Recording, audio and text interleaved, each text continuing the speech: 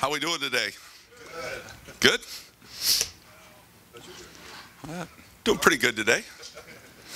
All right, that's good. We will open up with questions, opening up with Bill. Billy Price's development, and Urban talked about how he got beat for a sack early in the Michigan State game, and he thought, just like early in the year, he thought, but then he got it together. Could you describe his development this year? Yeah, he's a young player who's got a lot of talent and just continues to get better and better, work at the game. A lot of it is just experience and confidence. Yeah, he got beat, there in the Michigan State game. There was an open receiver. The ball could have gotten off quickly, but we held it. We didn't throw it, and then ended up eating it and taking a sack. So there's a combination of things on every sack that, occurs, that it's not just a guy, but he didn't execute well enough on that particular play. But, overall, he's starting to play well and played his best game of the season so far. That's impressive. Did you hope that the offensive line would develop this? Absolutely. Yeah, that was what we needed to do, what we had to do. We had no choice. But that comes with time. Everybody wants a finished product 3 weeks before the first day of training camp opens in August. Unfortunately, that's not really how it works, and we're starting to play well as a full team at all positions. We're starting to get confidence. We have a lot of young guys playing, and or inexperienced guys if they're not young. So the whole thing's starting to come together kind of as we planned when we need it to. Front row left, Lori. Jacoby Bourne, Urban Meyer said he leads in his own way.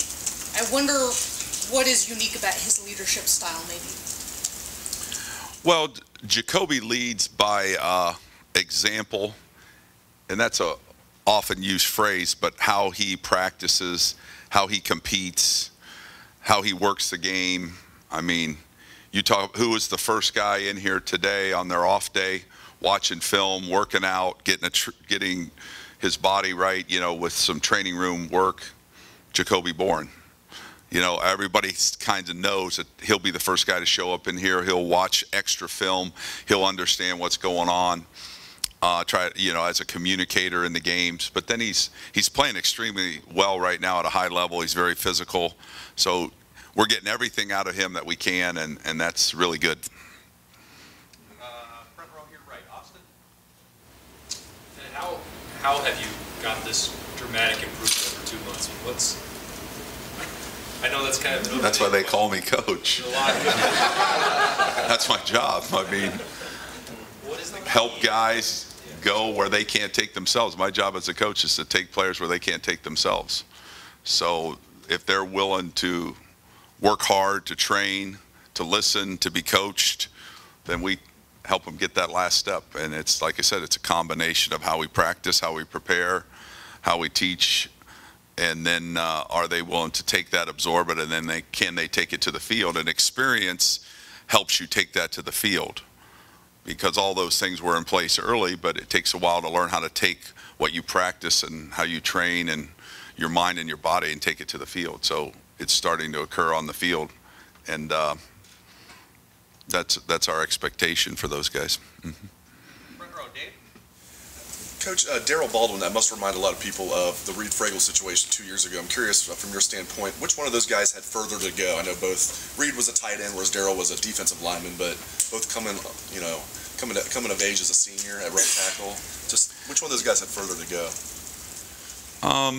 That's hard to quantify. I've never thought of it that way, so I'd have to think about that for a second. But they both had things that they had to do to get where they're at, and both of them were willing to do it. So once again, it takes a player willing to accept coaching and learn and apply what he's being taught. And those guys are great examples of that it's never too late for your career to blossom, and that if you're willing to do things within the framework of our program, that you can be successful. So, Darryl moving over from a defensive lineman, he had to learn offensive line fundamentals, offensive line terminology. Reed knew that to some degree, but it was a new system when we got here, so everything was really new. I mean, other than playing offense and then going to offensive line. So instead of on passes going out, he had to learn to go backwards and block. So, I mean, there was a big transition for both of them, to be honest with you. How would you say he's playing this year, Daryl? Very consistently at a high level for us. I mean, he's playing about as well as we would have thought he could play. I mean, he's playing at a high-end level for us. Already asked about Jacoby Bourne. A quick follow-up on that. Early in the season, Urban Meyer used to always say, he's very tough. He knows the offense well, but he always would mention he's undersized. I mean, every time we talk to him, he say, but he's undersized. Is that no longer an issue? Is he now physically? No, he's still the same size. But I mean, strength-wise, though, is that no longer an issue where you don't? It wasn't an issue before. Just he is what he is. I mean, he's undersized. As far as maybe the prototype offensive lineman at places like Ohio State, but that isn't always a measuring stick. As measurables don't determine how good a player are. Measurables are just measurables. They're something that people can measure that don't really understand players or what it takes to win and be successful. You could be 6'8" and be a bad tackle, and you can be 6'3" and be a great tackle. I've had 6'3" tackles that were really good and tall ones that weren't very good. I've had really tall centers that weren't very good and short centers that were really good. So being a good player is based on being a good player, executing what you have to do. Jacoby will always be undersized as long as he plays at Ohio State. How well he does his job is getting better and better, so that's refreshing.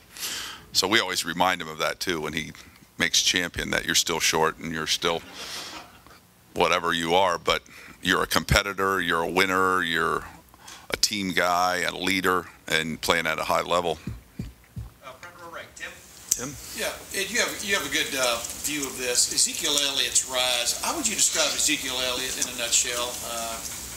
Just the way he plays. What does he bring to the table from your vantage point? He plays with great energy. He's very explosive.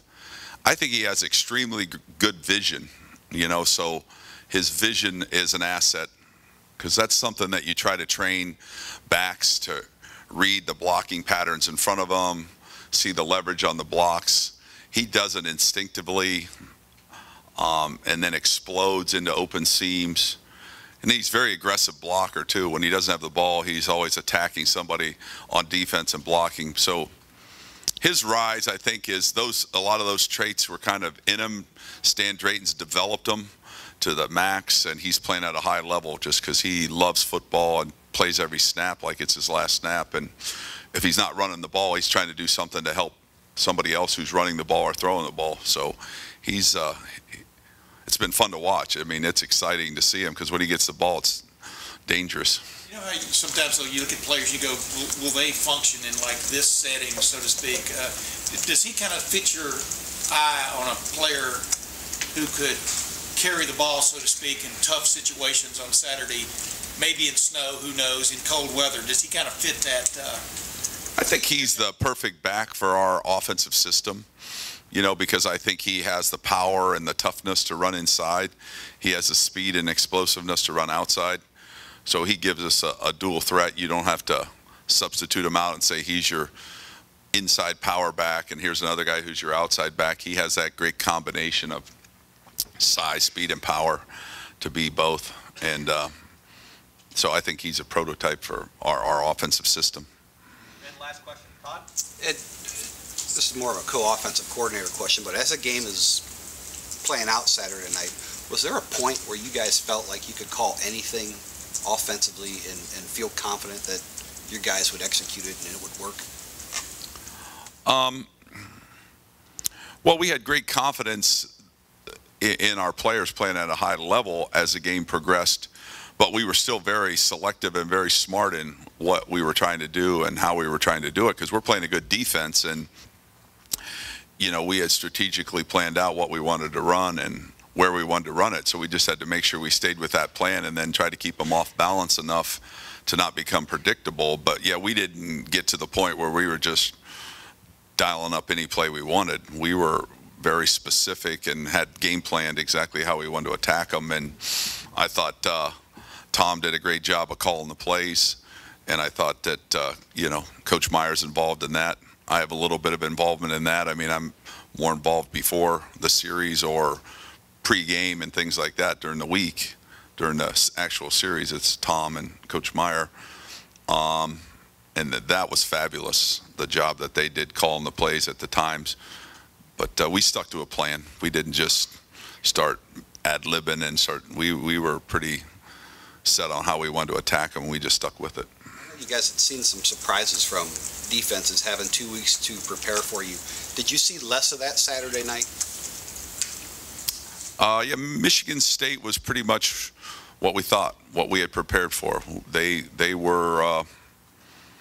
a good defensive team. They've been very successful, and they have a plan of how they want to do business, and they did what we thought they'd do when we went into the game, and there wasn't a lot of difference to that.